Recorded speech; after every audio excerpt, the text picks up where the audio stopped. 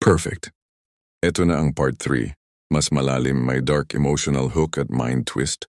Alam mo bang hindi lahat natutuwa kapag masaya ka na? Minsan ang saya mo, nagiging trigger ng inggit ng iba. Kasi sa isip nila, bakit ikaw?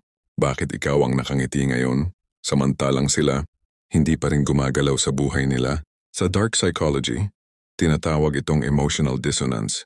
Yung pakiramdam na gusto nilang sirain ang saya mo kasi hindi nila kayang tiisin na ikaw ay mas payapa kaysa sa kanila. Kaya mapapansin mo kapag tahimik ka at masaya, bigla silang nagiging maingay. Kapag okay ka, may maririnig kang nagbago ka na. Pero sa totoo lang, nagbago ka lang kasi natutunan mong piliin ang sarili mo. Hindi nila alam, hindi mo naman sila iniwan. Iniwan mo lang yung gulo na dati nilang ginagalawan. Kaya kung napapansin mong kapag masaya ka, mas maraming gustong basagin ang katahimikan mo. Huwag kang magtaka. Sa mundong to, hindi lahat marunong sumabay sa liwanag. Kung umabot ka sa dulo, i-follow mo ang Mindplay PH para mas maintindihan mo kung paano gumagana ang isip ng mga taong ayaw kang makitang masaya.